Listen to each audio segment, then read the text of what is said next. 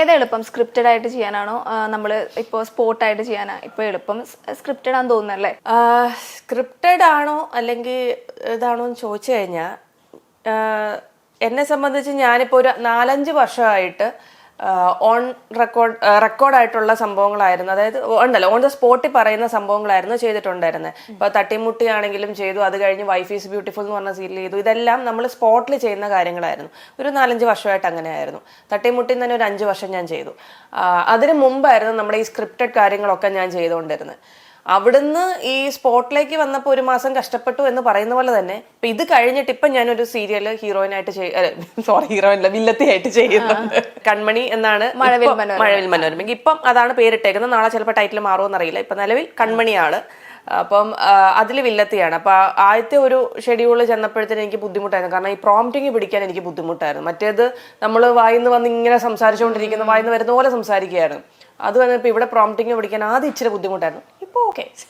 അപ്പൊ രണ്ടും ഏതായാലും കുഴപ്പമില്ല എന്നുള്ള ഇതാണ്. ഇപ്പൊ നേരത്തെ ബോൾഡ് ക്യാരക്ടർ എന്ന് പറഞ്ഞില്ല, ബോൾഡ് ക്യാരക്ടറിനകത്ത് ഞാൻ അധികം ആരും കണ്ടിട്ടുണ്ടോ നോട്ടീസ് ചെയ്തിട്ടുണ്ടോ അധികം പോയിട്ടുമില്ല ആ സീരിയല്. കായംകുളം കൊച്ചുണ്ണിയുടെ മകൻ എന്ന് പറഞ്ഞിട്ട് നമ്മുടെ ആദ്യത്തെ കായംകുളം കൊച്ചുണ്ണിയില്ലേ, അതിന്റെ സെക്കൻഡ് പാർട്ടായിട്ട് അദ്ദേഹത്തിന്റെ മകൻ വന്ന് കായംകുളം കൊച്ചുണ്ണിയുടെ മകൻ എന്നുള്ള ടൈറ്റിൽ ക്യാരക്ടറിൽ അങ്ങനെ ഒരു സീരിയൽ ഉണ്ടായിരുന്നു. സൂര്യയ്ക്ക് വേണ്ടിയിട്ടായിരുന്നു. അതിലും ഹീറോയിനായിരുന്നു. അതിലും ഈ പറഞ്ഞ കണക്ക് ബോൾഡ് ക്യാരക്ടറായിരുന്നു ഹീറോയിൻ ക്യാരക്ടർ ചെയ്തിട്ടുള്ളത്. അപ്പോൾ ഹീറോയിനും വില്ലത്തിയും കോമഡിയും എല്ലാ മേഖലയിൽ കൂടെ ഇപ്പൊ കടന്നു പോയിട്ടുണ്ട്. പക്ഷെ എനിക്ക് തോന്നുന്നു കൂടുതലും ആൾക്കാർക്ക് ഇഷ്ടം വില്ലത്തിയായിട്ട് കാണാനല്ലേ ആയിരിക്കും. ചിലപ്പോ ഈ പറഞ്ഞ കണക്ക് നമുക്ക് അഭിനയിക്കുന്നതിന് റെസ്ട്രിക്ഷൻസ് ഇല്ല ഇങ്ങനത്തെ ക്യാരക്ടേഴ്സ് ആകുമ്പോൾ. അത് കാണാൻ ആൾക്കാർക്ക് ഇഷ്ടമായിരിക്കും. അതുകൊണ്ടായിരിക്കും പിന്നെ എന്റെ ഫേസിൽ വില്ലത്തി കിടക്കുന്നുണ്ടെന്ന് കുറെ ആൾക്കാരൊക്കെ പറയുന്നത് എനിക്ക് അറിഞ്ഞുകൂടാ. എനിക്ക് വേറെയും ക്യാരക്ടേഴ്സ് ചെയ്യാനൊക്കെ പറ്റും. എനിക്ക് വേറെ ക്യാരക്ടേഴ്സ് ചെയ്യാനൊക്കെ പറ്റും. നിങ്ങൾ സ്ക്രിപ്റ്റ് റൈറ്റേഴ്സും ഡയറക്ടേഴ്സും ഒക്കെ മനസ്സറിഞ്ഞ് എന്തെങ്കിലും നല്ല ക്യാരക്ടർ അഭിനയിക്കാൻ പറ്റുന്ന ക്യാരക്ടേഴ്സ് ഒക്കെ ചെയ്യാം, എഴുതി തരാം, ഞാൻ അഭിനയിച്ചോളാം. അഭിനയിക്കാൻ പറ്റുള്ള കോൺഫിഡൻസ് എനിക്കുണ്ട്. ഇപ്പൊ സീരിയൽ അവിടെ, ഇനിയിപ്പോ സിനിമയിലേക്ക് വരുമ്പോ സിനിമയിലും അഭിനയിച്ചിട്ടുണ്ടല്ലോ. അപ്പൊ സിനിമയിലേക്ക് മെയിൻ റോളിലേക്കൊന്നും വരാൻ അങ്ങനെ ട്രൈ ചെയ്തിരുന്നില്ലേ? മെയിൻ ക്യാരക്ടേഴ്സ് എന്നുള്ളതാ അങ്ങനെയല്ല. എനിക്ക് വന്ന ക്യാരക്ടേഴ്സ് അങ്ങനെയൊക്കെ ആയിരുന്നു എന്നുള്ള ചെറിയ ചെറിയ ക്യാരക്ടേഴ്സ് ആയിരുന്നു കൂടുതലും വന്നത്. പിന്നെ ഞാൻ കംഫർട്ടബിൾ ആയത് കൂടുതലും എനിക്ക് സീരിയൽസ് ആണ് കംഫർട്ടബിൾ. ഈ പറഞ്ഞ എനിക്ക് സീരിയലിൽ ചെയ്ത പോലത്തെ ഒരു ക്യാരക്ടർ ഇപ്പം മലയാള സിനിമയിൽ എന്നെ കൊണ്ട് ചെയ്യാൻ പറ്റുമോ എന്ന് ചോദിച്ചാൽ അങ്ങനത്തെ ഒരു ക്യാരക്ടർ ആയാലും എനിക്ക് തരണം എന്നാലേ ഉള്ളൂ. പക്ഷെ അറിയില്ല എന്തുകൊണ്ടാണ് അങ്ങനെ. ഓരോരുത്തരുടെയും തലവര എന്ന് പറയുന്നൊരു സംഭവം ഉണ്ടല്ലോ. അപ്പൊ എന്റെ തല വരച്ചിരുന്നത് സീരിയലിലായിരുന്നു. അതുകൊണ്ടായിരിക്കും ഞാൻ സീരിയലിലായത്. പക്ഷെ ആരും അങ്ങനെ വിശ്വസിക്കില്ല. കാരണം ഇപ്പോ മലയാള സിനിമ ആയാലും ഹ്യൂമർ ഉള്ള ക്യാരക്ടേഴ്സിന് ഭയങ്കര ഡിമാൻഡ് ഉള്ളതാണ്. ഇപ്പോ വർഷാന്ന് ഞാൻ പറയുന്നത് ഇപ്പോഴും വർഷാന്നാണ് എന്നെ വിളിച്ചോണ്ടിരിക്കുന്നത്. ഷാലുതാണ്, പക്ഷെ വർഷാന്നാണ് എനിക്ക് വരുന്നത്. അല്ല, വർഷേനെ സംബന്ധിച്ചിടത്തോളം ആ ക്യാരക്ടർ ചെയ്യാൻ വലിയ ബുദ്ധിമുട്ടില്ല. അപ്പൊ അങ്ങനെ ആകുമ്പോൾ ആൾക്കാർ വിചാരിക്കുന്നത് എന്തുകൊണ്ട് സിനിമയിലേക്ക് പോയില്ല അതങ്ങനെ വിചാരിക്കുമല്ലോ. നേരത്തെ ഞാൻ പറഞ്ഞല്ലേ നമുക്ക് ഓരോരുത്തരും തലയിൽ വരച്ചിട്ടുണ്ട്. അതിനനുസരിച്ച് ചിലപ്പോൾ സമയമാകുമ്പോൾ വരുമായിരിക്കും. വരട്ടെ. അങ്ങനെ പണ്ട് ഓഡിഷൻ ഒക്കെ പോയിട്ടുണ്ടോ? പണ്ടൊക്കെ ഓഡിഷൻ ഒക്കെ പോയിട്ടുണ്ട്. നമ്മള് സീരിയലിനും പോയിട്ടുണ്ട്, ഞാൻ സിനിമയ്ക്കും പോയിട്ടുണ്ട്. ഓഡീഷൻസ് ഒക്കെ അന്നൊക്കെ നമ്മുടെ ഈ സ്റ്റാർട്ടിങ് ടൈമിലൊക്കെ നമ്മൾ ഓഡീഷൻസ് പങ്കെടുത്തിട്ടുണ്ട്. റിജക്റ്റും ആയിട്ടുണ്ട്. അപ്പൊ സീരിയലാണ് കുറച്ചും കൂടി കംഫർട്ടബിൾ. സീരിയൽസ് ആണ്. സിനിമ വന്നാൽ ചെയ്യും. നല്ല ക്യാരക്ടർ ആണെങ്കിൽ ചെയ്യും. പക്ഷെ ഒരു കാര്യമുണ്ട്, നമ്മളിപ്പോ ഷാലുവിന്റെ ഇൻസ്റ്റാഗ്രാം പോസ്റ്റിന്റെ ഒക്കെ താഴെ കമന്റ്സ് എടുത്തു കഴിഞ്ഞാൽ ഫുൾ ദേശായി ഫാമിലിയാണ് ഭരിക്കുന്നത്. മാത്രമേ കണ്ടുള്ളൂ. കൂടുതലും അവരാണ് കേട്ടോ. വർഷ കൊള്ളാം, വർഷ താളിച്ച മോര് എവിടെ? ഞാനത് ഇന്ന് രാവിലെ കൂടെ ഞാൻ കണ്ടിട്ട് താളിച്ച മോരെ. എനിക്ക് അവിടെ റോളില്ല. എന്റെ ഇൻസ്റ്റാഗ്രാമിൽ എനിക്ക് റോളില്ല. പോസ്റ്റ് ചെയ്യാന്നുള്ളതല്ലാതെ കമന്റ് സെക്ഷനിൽ എനിക്കൊരു താങ്ക് യു പറയാൻ പോലും ഞാൻ ഇങ്ങനെ ചെന്ന് കഴിഞ്ഞാൽ അവിടെ ഭയങ്കര ബഹളമാണ്. ഓക്കെ, ബാക്ക് ഔട്ട് ചെയ്യും ഞാൻ. എന്തെങ്കിലും അവര് നടക്കട്ടെ, അവര് സംസാരിക്കട്ടെ. അല്ല, ഫുൾ ദേശായി ഇങ്ങനെ നമുക്ക് പേര് കാണാലോ. ദേശായി എന്ന് പറഞ്ഞിട്ട് ദേശായി. ഇപ്പൊ ഞാൻ നേരത്തെ ഒരു ഇന്റർവ്യൂല് പറഞ്ഞ പോലെ ആൾക്കാർക്ക് മാത്രമല്ല, അന്നത് കേസരി ദേശായി ആയിരുന്നു ഉണ്ടായിരുന്നത്. കേസരിക്കായിരുന്നു.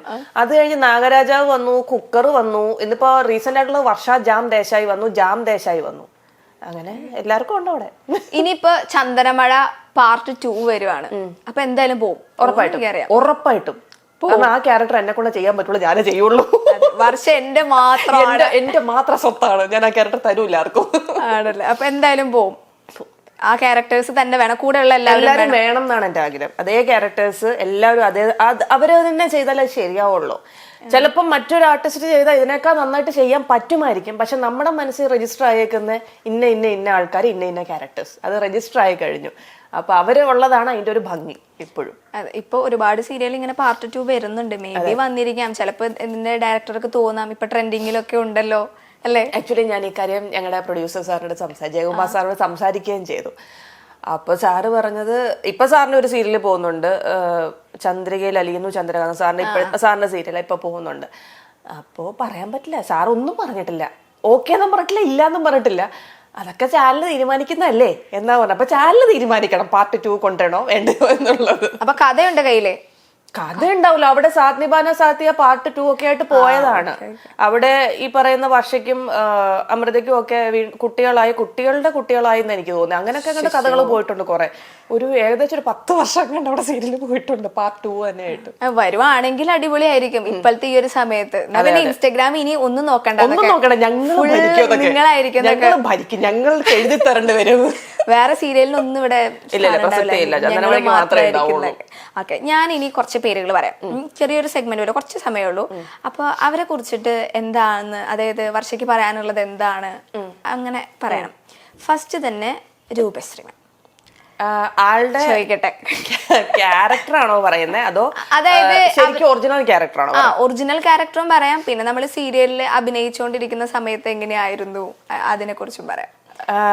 രൂപ ചേച്ചിക്ക് ആദ്യമേ എന്നെ വലിയ ഇഷ്ടമല്ലായിരുന്നു, ഒന്നാമത്തെ കാര്യം. കാരണം വേറൊന്നുമല്ല, അതില് മേഘ്ന ചെയ്യുന്നില്ലേ, മേഘ്ന. അപ്പൊ അത് ഓൾറെഡി തമിഴ് ചെയ്യുന്നുണ്ട്. അപ്പൊ എനിക്ക് തോന്നുന്നു ചേച്ചിക്ക് കുറച്ചും കൂടെ മേഘ്നയായിട്ട് കണക്ട് ആയി. പിന്നെ അതിനകത്ത് എനിക്ക് തമിഴ് എത്ര കണ്ട് അന്നേരം അറിയത്തില്ലായിരുന്നു, സംസാരിക്കാനും അറിയത്തില്ലായിരുന്നു. പിന്നെ എന്നെ കാണുമ്പോൾ ഈ ഒരു അഹങ്കാരി ലുക്കുണ്ട് ആദ്യമേ. അപ്പോ പിന്നെ അതിനകത്ത് ചാരുവായിട്ടായിരുന്നു ചേച്ചി കുറച്ചും കൂടെ കണക്ട് ആയത്. പിന്നെ ഇവരുടെ ഒക്കെ അമ്മമാര് ലൊക്കേഷനിൽ വരും. അപ്പൊ അങ്ങനെ ചേച്ചി അവരുമായിട്ട് കണക്ട് ആയി. ഞാനെന്ന് പറഞ്ഞു കഴിഞ്ഞാൽ എനിക്ക് ഞാൻ ട്രിവാൻഡ്രത്ത് വീട് എടുത്തേക്കുവായിരുന്നു. അപ്പം ഞാൻ വീട്ടിൽ നിന്ന് പോയി വരുമായിരുന്നു. എൻ്റെ പാരൻസ് ഒക്കെ ആണല്ലോ വീട്ടിൽ തന്നെ. അപ്പോൾ രാവിലെ ഞാൻ ജോലിക്ക് പോകുന്ന പോലെ ബാഗൊക്കെ എടുത്തിട്ട് ലൊക്കേഷനിൽ വരും, തിരിച്ച് വീട്ടിൽ പോകും. അങ്ങനെയായിരുന്നു. അപ്പോൾ എനിക്ക് എനിക്ക് കമ്മ്യൂണിക്കേറ്റ് ചെയ്യാനുള്ളൊരു ബുദ്ധിമുട്ടുണ്ടായിരുന്നു. അതുകൊണ്ട് ആദ്യം എൻ്റെ അടുത്ത് വലിയ ഇതില്ലായിരുന്നു. പിന്നെ പോകെ തമിഴൊക്കെ പറഞ്ഞ് സംസാരിച്ച് ഭയങ്കര കമ്പനിയായി. ഇപ്പം മാസത്തിൽ ഒരിക്കലും ഞങ്ങൾക്ക് അങ്ങോട്ടും ഇങ്ങോട്ടും സൗണ്ട് കേട്ടില്ല. മാസത്തിൽ ശരിക്കും പറഞ്ഞാൽ ആഴ്ചയിൽ ഒരിക്കലെങ്കിലും ജീവനോടെ ഉണ്ടോ അക്ക എന്ന് ചോദിച്ചില്ലെങ്കിൽ ഒരു സമാധാനം കിട്ടത്തില്ല. അപ്പൊ ഈ ട്രെൻഡിങ്ങിൽ അതിന് ശേഷം എന്താ പറയാറ് വിളിക്കുമ്പോഴൊക്കെ? ഇതൊന്നും അറിഞ്ഞില്ല. പുള്ളിക്കാരി സോഷ്യൽ മീഡിയ അങ്ങനെ ഉപയോഗിക്കുന്ന ഒരാളല്ല. ഇപ്പം ഇൻസ്റ്റാഗ്രാമിൽ അക്കൗണ്ട് ഉണ്ടെങ്കിൽ പോലും പുള്ളിക്കാരി അതൊന്നും തുറന്നു നോക്കാറും ഇല്ല. ആരും പുള്ളിക്കാരിയുടെ ഇതൊന്നും സോഷ്യൽ മീഡിയ മാനേജ് ചെയ്യാനും ഇല്ല, ഒന്നുമില്ല. വല്ല കാലത്തും ഏതൊരു ഫോട്ടോ ഇട്ടാലായി, അതെന്തായി അതിന്റെ അവസ്ഥയെന്ന് പോലും പുള്ളിക്കാരി നോക്കാറില്ല. ഒട്ടും അതിനകത്ത് കെയറല്ല. അപ്പൊ ഞാനൊരു ഇന്റർവ്യൂല് ഇതുപോലെ അക്കേനെ വിളിക്കുന്ന സെഗ്മെന്റ് വന്ന് ഞാൻ അക്കേനെ വിളിച്ചപ്പോ ചോദിച്ചു, എന്താടി എന്ന് ചോദിച്ചാൽ പറഞ്ഞു, നല്ല ആളോടാ പറയണേ, ഇൻസ്റ്റാഗ്രാം ഇപ്പൊ ഭരിച്ചോണ്ടിരിക്കണ ചന്ദ്രമഴയാണ്, അതിനെ കുറിച്ച് എന്താ പറയാ? ആണോടി എന്നാ ചോദിക്കുന്നു. അമ്മായിമ്മയാണ് മെയിൻ ക്യാരക്ടർ എന്നൊക്കെ. ഇതൊന്നും പുള്ളിക്കാരി അറിഞ്ഞിട്ടില്ല. സോഷ്യൽ മീഡിയ ആളല്ല പുള്ളിക്കാരി. അപ്പൊ ഇത് ട്രെൻഡിങ് ആയത് ഒന്നും അറിഞ്ഞിട്ടില്ലാത്ത ഒരു ആളാണ്. ഭയങ്കര പാവമാണ്, ഭയങ്കര സ്വീറ്റാണ്. ഈ പറഞ്ഞ കണക്ക് വെട്ടൊന്നും മുരണ്ട് സ്വഭാവമാണ്. ഇഷ്ടമില്ലാതെന്ന് തന്നെ പറയും. ഒത്തിരി ഇഷ്ടപ്പെടുന്നവരടുത്ത് ജീവൻ കൊടുത്ത് സ്നേഹിക്കും. അങ്ങനത്തെ ഒരു ക്യാരക്ടർ. ഇപ്പൊ 10 വർഷത്തിന് ശേഷവും ഞങ്ങൾ തമ്മിലൊരു ബോണ്ടിങ് അങ്ങനെ ഉണ്ടെന്ന് പറയുമ്പോൾ തന്നെ വിചാരിച്ചു, ഒരു സീരിയലിൽ കഴിഞ്ഞിട്ട്, സാധാരണ ഒരു കമ്പനിയിലോ അങ്ങനെ വർക്ക് ചെയ്യുന്നതായിരുന്നു, ഒരു സീരിയലാണ്. അവിടെ നിന്ന് നമ്മൾ പോയി കഴിഞ്ഞാൽ അടുത്തൊരു ഫാമിലി ചെല്ലും. നമുക്ക് അന്നേരം ഓരോരോ ഫാമിലീസ് ആണ്. അവിടെ ഒക്കെ അന്നേരം കണക്ഷൻസ് ഉണ്ടാവും. പിന്നെ ആ സീരിയൽ കഴിഞ്ഞ് കഴിയുമ്പോൾ ചിലപ്പോൾ ആ കണക്ഷൻസ് വിട്ടും പോകും. പക്ഷെ ഇത് തീർന്ന് 10 വർഷം കഴിഞ്ഞിട്ടും ആ ഒരു കണക്ഷൻ നിൽക്കുന്നെങ്കിൽ അത് ശരിക്കും റിയൽ ആയിട്ടുള്ള തിക്കായിട്ടുള്ള ഒരു ബോണ്ടിങ് ആണ്.